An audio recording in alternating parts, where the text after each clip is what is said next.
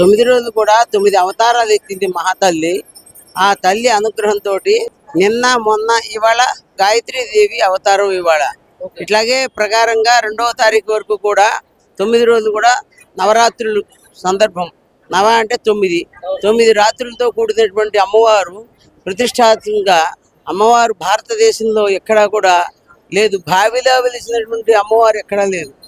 ఈ తల్లే స్వయంభూగా బావిలో వెలిసి గత ఎన్నో సంవత్సరాల క్రితం పూర్వం నుంచి కూడా ఇదంతా ఒక ఎడారిగా ఉండేదిట, పొలాలు ఉండేవిట, వ్యవసాయ భూమిగా ఉండేదిట. అది మనకు తెలియనటువంటి విషయం. కానీ తెలిసిన విషయం ఏంటంటే అమ్మవారు స్వయంభూగా వెలిసి ఇక్కడ గుడి కట్టండి అని చెప్పేసి ఆదేశించడం, వాడి కళ్ళల్లో రావడం, అమ్మవారు గుడి కట్టించడం చేయటం, ఈ రకంగా అమ్మవారు సేవలు అందుకుంటోంది. మొదటి రోజు మొత్తం 9 రోజులు యథావిధిగా నవరాత్రుల ప్రకారంగానే జరుగుతుంది. గాయత్రీదేవి గాయత్రి రూపం. నెక్స్ట్ తర్వాత ఇంకా 6 రూపాయలు ఉన్నాయి. ఇవాళ 3 రోజులు అయిపోయింది. ఆ ప్రకారంగా ఇంకా 6 రోజులు ఉన్నాయి. లిస్ట్ ఉన్నది. లిస్ట్ ప్రకారంగా ఒక్కొక్క రోజు ఒక అలంకారం ఉంటుంది. ఆ లిస్ట్ ప్రకారం లాస్ట్ కి మహిషాసుర మర్దని. ఆ మహిషాసుర మర్దని అయినాక లాస్ట్ కి 2వ తారీఖున అయిపోతుంది పండుగ చేసుకోవడం. 3వ తారీఖు నుంచి పండుగ చేసుకుంటారు. బాగుంది, చాలా బాగుంది. పంటలు పండుతాయి, వరి ధాన్యం అన్ని కూడా బాగుంటాయి.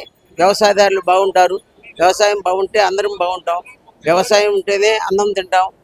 బాగుంటారు, రైతు బాగుండాలి. తెలంగాణలో ఆడబిడ్డలో సంతోషంగా చేసుకున్న పండుగ గురించి మీరేం చెప్తారు? బతుకమ్మ పండుగ చేసుకోవడం చాలా సాంప్రదాయము.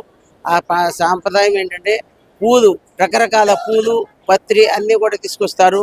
వాటి వల్ల ఆ యొక్క మనం ఏదైతే కలుషితంగా ఉన్నటువంటి ఈ ప్రపంచంలో అన్నీ కూడా పవిత్రమైన పూలు తెంపుకొచ్చి పూలతో బతుకమ్మ చేయటంతో ప్రకృతి వికసించి మంచి వాతావరణం అనుకూలించి చక్కటి ఆరోగ్యానికి బాగుంటుంది. అందుకనే పూలతో, రకరకాల పూలతో చేస్తారు.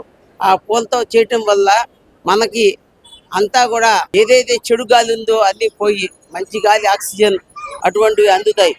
దానివల్ల విశిష్టమైనటువంటి పూలతో చేయడం అనేది సాంప్రదాయమైనటువంటి కళ. అంటే అది మాల కూడా వేసుకుంటారు కదా ఈ 9 రోజులు. వేసుకోవటం వల్ల కూడా పూలు కూడా మెడలో ధరిస్తే ప్రకృతి విభజించి చక్కటి పూలు మనం శరీరం మీద పడినప్పుడు చెడు వాతావరణం, చెడు గాలి అన్నీ పోయి ప్రకృతి మంచి గాలి ఇచ్చి ఆక్సిజన్ బతుకుతాకి మనిషికి కావలసినటువంటి ఆక్సిజన్ అందుతుంది. అదే ఆ మాలలో వేసుకోవడం వల్ల 9 రోజులు కూడా పవిత్రంగా ఉండాలి. పవిత్రంగా ఉండి జాగ్రత్తగా చేసుకుంటే ఆ అమ్మవారికి అనుగ్రహించి వరాలు ఇచ్చే తల్లి ఆ తల్లి.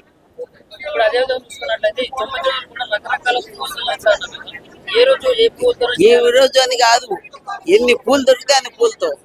ఒక పువ్వు అని చెప్పడానికి వీల్లేదు.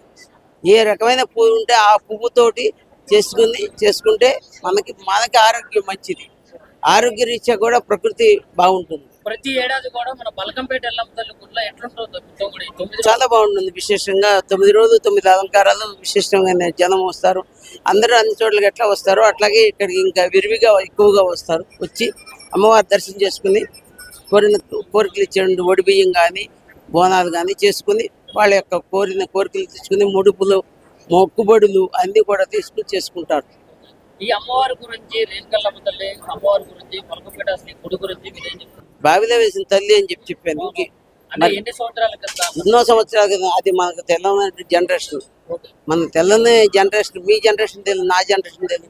3 తరాలు. అది చెప్పడానికి సంవత్సరాలు తెలవు. 9 రోజులు కూడా 9 అవతారాలు ఎత్తింది మహాతల్లి.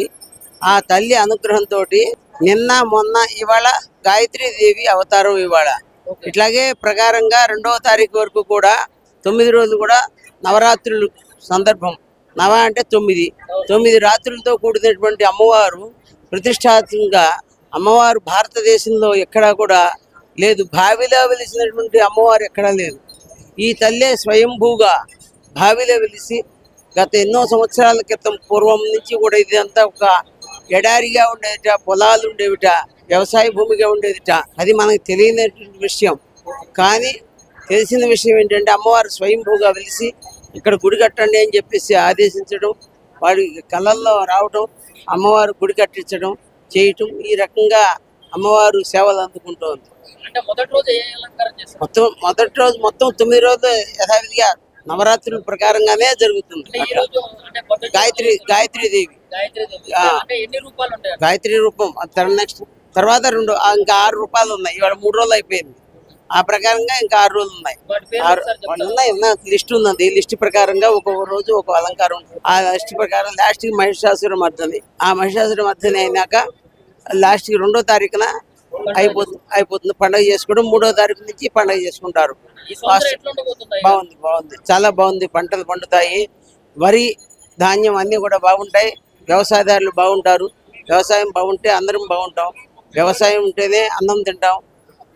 రైతు బాగుండాలి. ఇప్పుడు తెలంగాణలో ఆడబిడ్డలో సంతోషంగా చేసుకున్న పండుగ గురించి మీరేం చెప్తారు? బతుకమ్మ పండుగ చేసుకోవడం చాలా సాంప్రదాయము.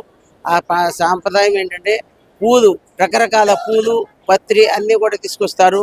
వాటి వల్ల ఆ యొక్క మనం ఏదైతే కలుషితంగా ఉన్నటువంటి ఈ ప్రపంచంలో అన్ని కూడా పవిత్రమైన పూలు తెంపుకొచ్చి పూలతో బతుకమ్మ చేయడంతో ప్రకృతి వికసించి మంచి వాతావరణం అనుకూలించి చక్కటి ఆరోగ్యానికి బాగుంటుంది. అందుకనే పూలతో రకరకాల పూలతో చేస్తారు. ఆ పూలతో చేయటం వల్ల మనకి అంతా కూడా ఏదైతే చెడు గాలి ఉందో అన్ని పోయి మంచి గాలి, ఆక్సిజన్ అటువంటివి అందుతాయి. దానివల్ల విశిష్టమైనటువంటి పూలతో చేయడం అనేది సాంప్రదాయమైనటువంటి కళ. అంటే అది మాల కూడా వేసుకుంటారు కదా ఈ 9 రోజులు కూడా. దాని వేసుకోవటం వల్ల కూడా పూలు కూడా మెడలో ధరిస్తే ప్రకృతి విభజించి చక్కటి పూలు మనం శరీరం మీద పడినప్పుడు చెడు వాతావరణం, చెడు గాలి అన్ని పోయి ప్రకృతి మంచి గాలి ఇచ్చి ఆక్సిజన్ బతుకుతాకి మనిషికి కావలసినటువంటి ఆక్సిజన్ అందుతుంది. అమ్మవారు మాల వేసుకుంటారు కదా ఈ 9 అదే ఆ మాలలో వేసుకోవడం వల్ల 9 రోజులు కూడా పవిత్రంగా ఉండాలి.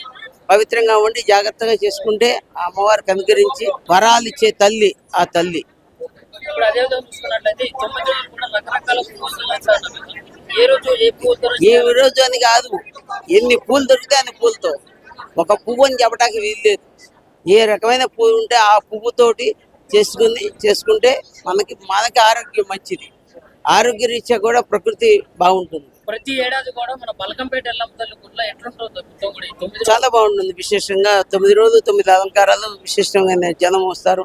అందరూ అన్ని చోట్లకి ఎట్లా వస్తారో అట్లాగే ఇక్కడికి ఇంకా విరివిగా ఎక్కువగా వస్తారు. వచ్చి అమ్మవారి దర్శనం చేసుకుని కోరికలు ఇచ్చే ఒడి బియ్యం కానీ బోనాలు కానీ చేసుకుని వాళ్ళ యొక్క కోరికలు తెచ్చుకుని ముడుపులు, మొక్కుబడులు అన్నీ కూడా తీసుకుని చేసుకుంటారు. ఈ అమ్మవారి గురించి, రేణుకల్లమ్మ తల్లి అమ్మవారి గురించి, బల్కంపేట శ్రీ గుడి గురించి మీరేం చెప్తారు? బావిలో వేసిన తల్లి అని చెప్పాను. అంటే ఎన్ని సంవత్సరాల క్రితం? ఎన్నో సంవత్సరాల క్రితం. అది మనకు తెల్లని జనరేషన్. మన తెల్లని జనరేషన్, మీ జనరేషన్ తెలియదు, నా జనరేషన్ తెలియదు. 3 తరాలు. అది చెప్పడానికి సంవత్సరాలు తెలవు.